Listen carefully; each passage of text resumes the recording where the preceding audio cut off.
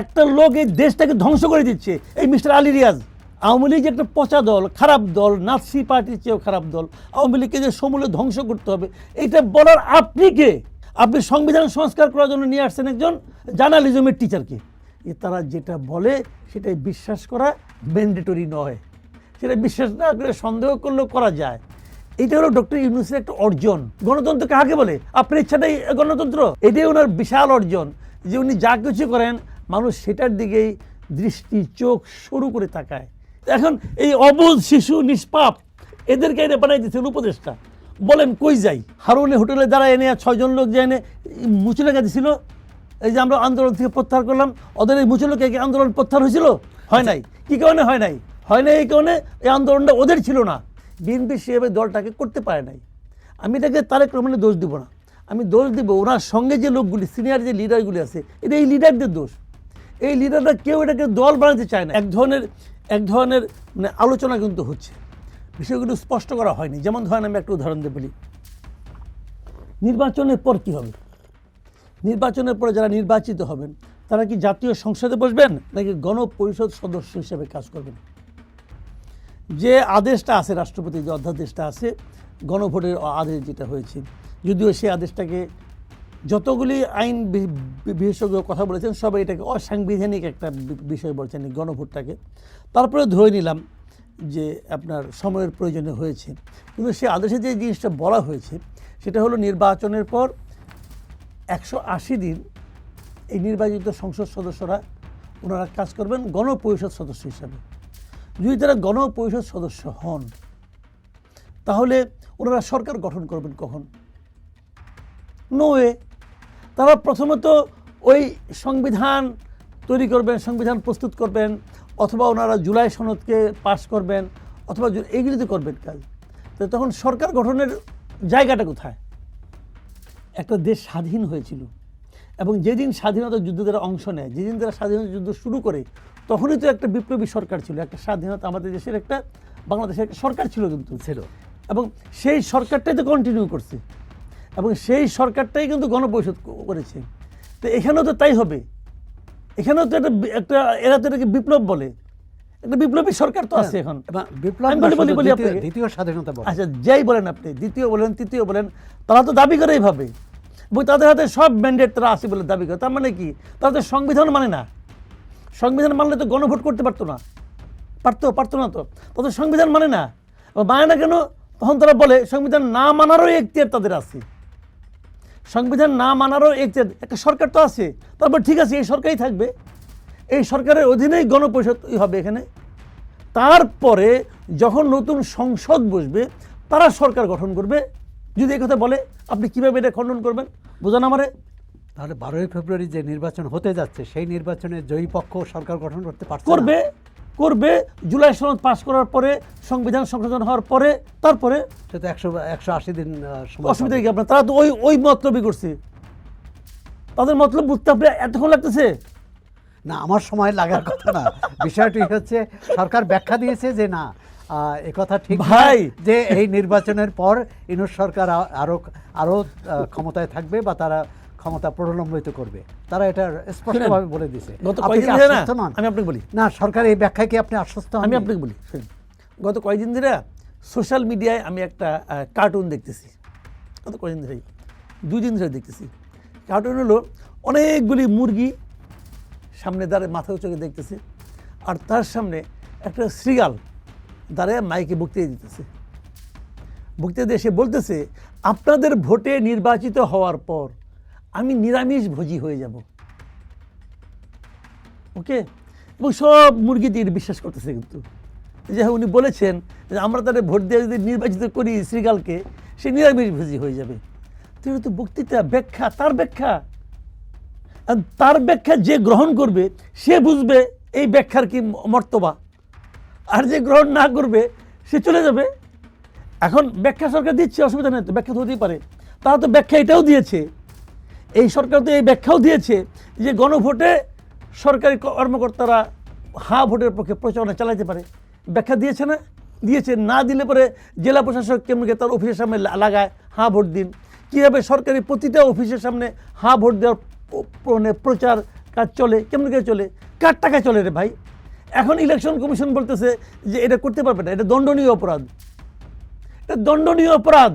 আরপিওর ৮৬ ধারায় বলা হয়েছে যে এই ধরনের প্রচারণা চালালে তার কমপক্ষে ১ বছর আর সর্বোচ্চ 5 বছর জেল হইতে পারে। সরকার যে সব ডিসি তো জেল হওয়া উচিত না, সরকার এতদিন যে প্রচার চালালো সেটা কি দণ্ডনীয় অপরাধ? অবশ্যই করেছে, তারা দণ্ডনীয় অপরাধ করেছে, আরপিও অনুযায়ী দণ্ডনীয় অপরাধ করেছে। একজন আমাকে মানে এক আমলা আমাকে বলতেছে একদিন, মানে আমাকে সে পার্সোনালি বলতেছে যে আপনি যে বললেন এটা দণ্ডনীয় অপরাধ, ওই আরপিওর ওইটা তো আপনার গণভোট সম্পর্কে বলা হয়নি, ওটা বলা হয়েছে নির্বাচন সম্পর্কে।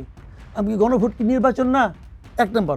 2 নম্বর হলো গণভোট সম্পর্কে বলবে কিভাবে, গণভোটই তো নাই। 2025 সালের গণভোট যে অধ্যাদেশ, সেখানেও কিন্তু সরকারি কর্মকর্তারা কি করতে পারবেন না সেটি কিন্তু স্পষ্ট লেখা আছে, এবং সেখানেও বলা আছে যে তারা হা বা নায়ের পক্ষে থাকতে পারবেন না। তারা জনগণকে উদ্বুদ্ধ করতে পারেন যে আপনারা ভোট দিতে আসুন। তাহলে তারা করতেছে কিভাবে? করতেছে হলো আলী রিয়াজ সাহেব থিওরি দিচ্ছে, উনি তো আসমান থেকে আসছে, উনি তো আসমান থেকে আসছে, তাই না? না, এখানে ব্যক্তির বিষয় না, ব্যক্তি এখানে আপনি ভাই আপনি ব্যক্তিকে ইগনোর করতে পারেন, আমি ইগনোর করি না। একটা দেশ ধ্বংস করে দিচ্ছে একটা লোক, এই দেশটাকে ধ্বংস করে দিচ্ছে এই মিস্টার আলী রিয়াজ, দেশটাকে ধ্বংসের মুখে নিয়ে গেছে। আপনারা যাকে ক্ষমতায়, আপনি ব্যক্তি খুঁজেন না, আপনি উদার মানুষ খুঁজেন, আমি উদার না। আমি এই দেশের নাগরিক এবং এই দেশের যে সরকার এসেছে, সেই সরকার যদি একজনকে তার গণতান্ত্রিক রূপান্তরের জন্য যোগ্য লোক মনে করে, আমরা কেন তাকে অযোগ্য মনে করব? কারণ আমি এখন তো তাকে যোগ্য লোক মনে করার মাধ্যমে সরকার প্রমাণ করেছে যে তারাই অযোগ্য, তারাও অযোগ্য, তারা অযোগ্য লোককে যোগ্য মনে করতেছে। এই অযোগ্যতার কারণে তাদের বিচার হওয়া উচিত। এর আগে নির্বাচন সংস্কার কমিশন হলো, নির্বাচন সংস্কার কমিশন হলো, সংবিধান সংস্কার, ওগুলি সবগুলো অযোগ্য, সবগুলি এখানে বিশেষজ্ঞ ছিলেন, সাবেক বিচারপতি ছিলেন, আপনি তাদেরকে আপনি নাকচ করে দেন। আমি নাকচ করেছি তো, আমি আজকে নতুন নাকচ করতেছি না, শুরু থেকে আমি নাকচ করছি। শুরু থেকে আমি বলছি যে এই লোকগুলি যোগ্য না। ইউনূস সাহেব যখন প্রথম ক্যাবিনেট করছে, আমি প্রথম দিনই বলছি এই লোকগুলি যোগ্য না। প্রমাণ হয়েছে 1 দিন পরে। মাঝে মাঝে রাত্রেবেলা ঘুমানোর সময় না আমার মনে হয় আমি বোধহয় দার্শনিক, কারণ আমি যেগুলি বলতেছি সবগুলোতে মিলতেছে। আমি শুরু থেকেই বলছি এই লোকগুলি যোগ্য না, প্রমাণ হয়েছে যোগ্য কিনা। তাহলে আপনি কি সংস্কার চান না? আমি চাই। তাহলে কি ওই কিভাবে সংস্কার হবে? Very good. সংস্কার ধরেন, আমি একটা আপনাকে এক্সাম্পল দিয়ে বলি ভাই, আপনি একটা টেবিল বানাবেন, ওকে, আপনার খুব প্রয়োজনীয়, এবং এই টেবিলটা ছাড়া আপনার সংসার জীবন অচল হয়ে যাচ্ছে। এখন একজন লোক এসে বললো ভাই টেবিলটা আমি বানাই দেই। আপনি বলেন দাও, তোমার আমি পছন্দ করি, তুমি আমার খালাতো ভাই শালা হও, তো তুমি তো খুব ভালো মানুষ, বানাই দাও। এখন সে বানানো শুরু করলো। আমি আপনার বন্ধু মানুষ, তো প্রতিবেশী, বললাম ভাই এর দিয়ে টেবিল বানাচ্ছেন, ও তো জীবনে ওদিন টেবিল বানায় নাই, ওর তো এক্সপিরিয়েন্স নাই, ওর তো সেই যোগ্যতা নাই, অভিজ্ঞতা নাই, যোগ্যতা নাই। আপনি বললেন দূর মিয়া রাখো, আমার খালাতো ভাই শালা, আমার খুব ক্লোজ, পারবে। পরে সে 2 দিন পরে এলে খুটুর খুটুর করে করে একটা বানাইলো, ওটা 4টা পায়া আছে ঠিকই, কিন্তু সব দেখে মনে হয় যে একটা খাট বানাইছে অথবা একটা চৌকি বানাইছে, 1 পায়া নিচা 1 পায়া খাটা। তাহলে বিষয়টা কি? প্রথম বিষয় হলো আপনাকে বুঝতে হবে আপনি সংস্কার চান, আপনাকে টেবিল দরকার, বুঝতে হবে। দ্বিতীয় কথা হলো টেবিলটা যে বানাতে পারে এরকম এক্সপার্ট কার্পেন্টারকে আপনি হায়ার করতে হবে। আপনি সংবিধান সংস্কার করার জন্য নিয়ে আসছেন একজন জার্নালিজমের টিচারকে। না, উনি পরে রাষ্ট্রবিজ্ঞানেরও ভেরি গুড অধ্যাপক। ওনার মেজর কোনটা আগে ছিল? আগে তো সে সারা জীবন পড়াশোনা করছে জার্নালিজমে মাস্টারি করছে, পরে উনি রাষ্ট্রবিজ্ঞানে পড়ছে। আপনি যখন প্রথম আলোতে ছিলেন ওই সময় উনিও প্রথম আলোতে নিয়মিত কলাম লিখতেন। আপনাদের কলাম লেখার নিচে লেখকের একটা পরিচিতি থাকে না পরিচিতি? আপনার পরিচিতি থাকতো কবি ও সাংবাদিক, বা প্রথম আলোর পরিচয় থাকে, প্রথম উপসম্পাদক যা ছিলেন থাকতো। ওনার পরিচয় কোনোদিন ওখানে লেখা হয়েছে সংবিধান বিশেষজ্ঞ? না, রাষ্ট্রবিজ্ঞানী। Very good, this is the point. কিন্তু অনেক লোক আছে বাংলাদেশে যাদের নিচে লেখা থাকে সংবিধান বিশেষজ্ঞ। না, আবার ব্যক্তি থেকে আমরা একটু সমষ্টিতে আসি। আপনি জান সমষ্টিতে জাতীয় ঐকমত্য কমিশন যে হলো, সেই কমিশন তো 30টি রাজনৈতিক দলের সাথে আলোচনা করে এই জুলাই সনদ করেছে, এবং সংবিধান আদেশ যেটি রাষ্ট্রপতি নামে ঘোষণা হয়েছে সেটা তৈরি করেছে। সুতরাং আপনি এখানে ব্যক্তির তো বিষয় না, সমষ্টির যদি ব্যর্থতা থেকে থাকে তাহলে পুরো সরকারের ব্যর্থতা। এখানে শুধু জাতীয় ঐকমত্য কমিশন বা বিশেষ কোনো কমিশনের ব্যক্তির উপর দায় চাপানো কি ঠিক হবে? আমি বলি আপনাকে, শোনেন, আমি ব্যক্তির উপর দায় চাপাচ্ছি না।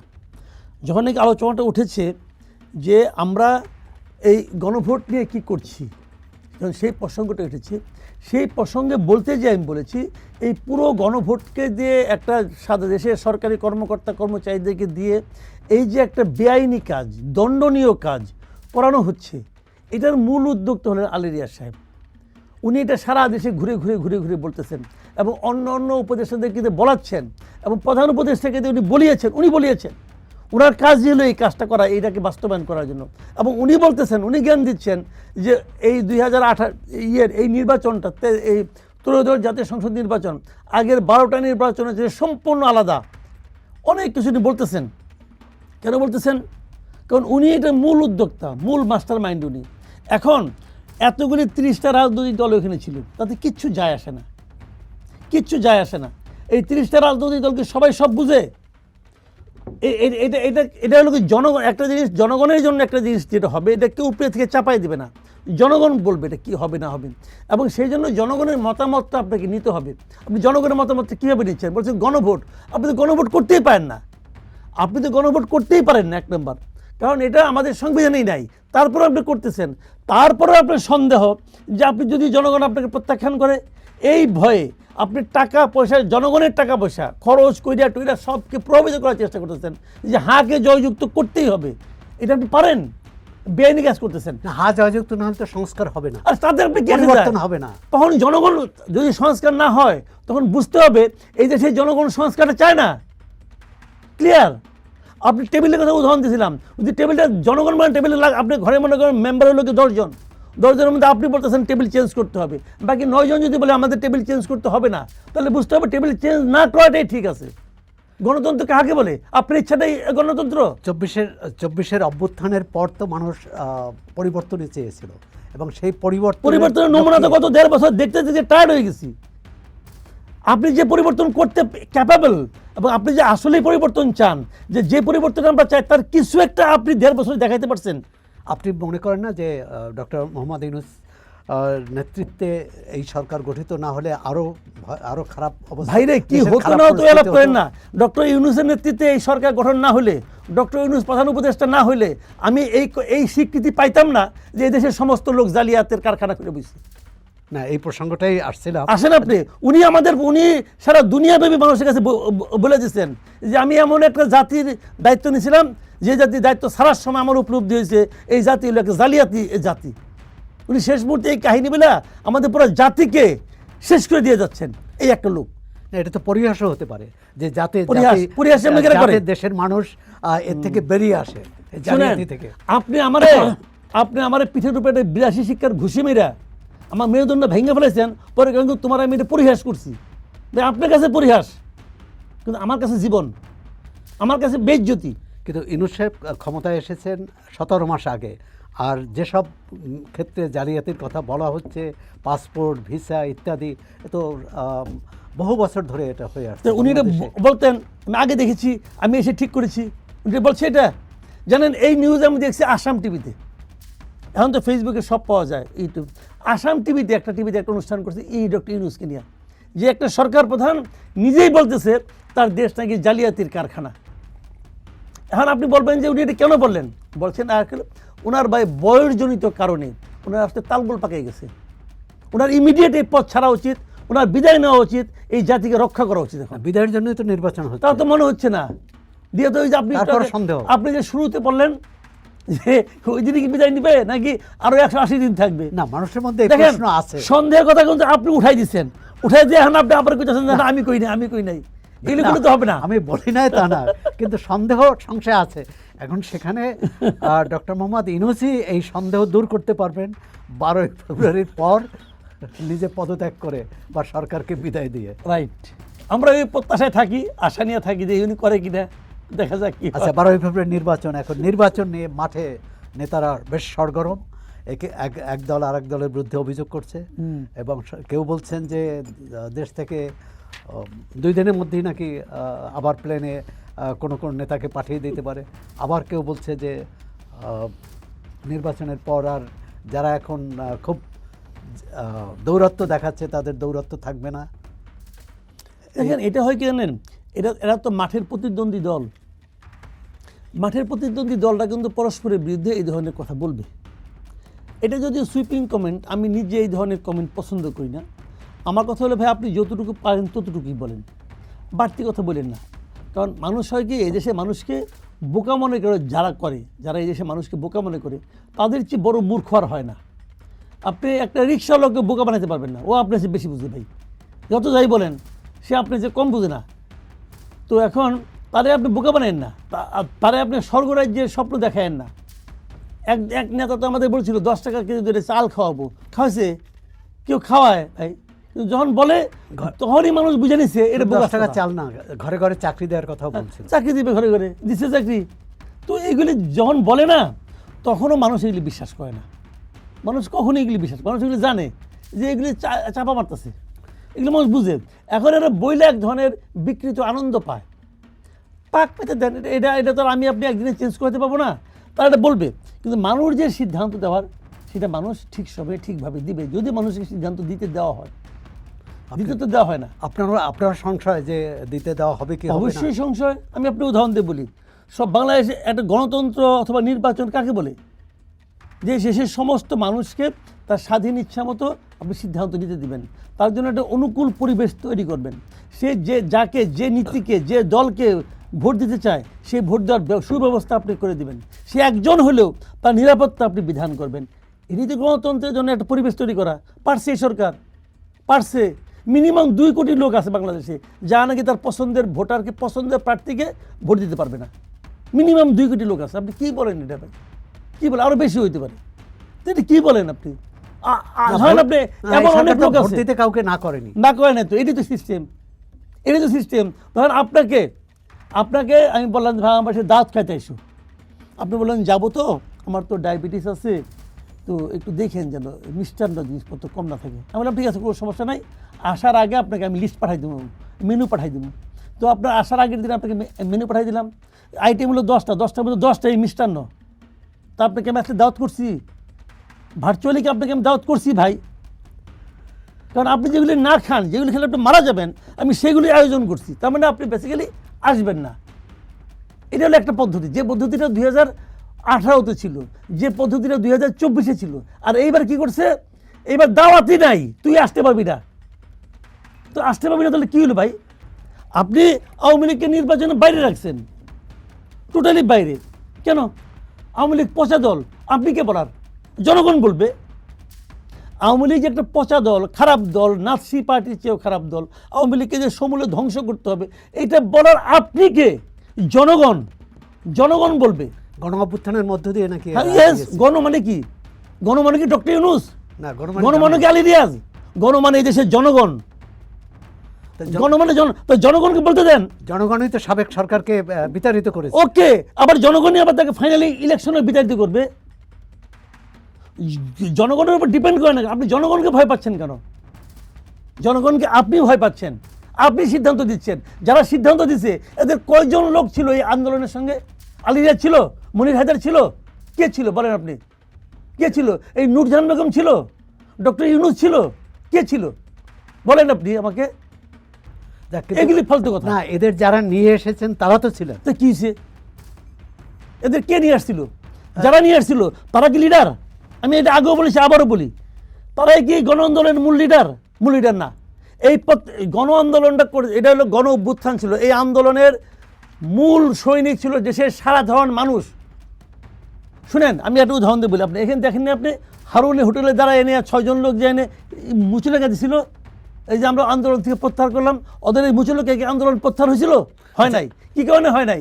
হয় নাই এই কারণে এই আন্দোলনটা ওদের ছিল না, এই আন্দোলনটা জনগণের ছিল। কাজে জনগণ ওদের এই মুচুলেখাকে উড়াই ফেলাই দিছে।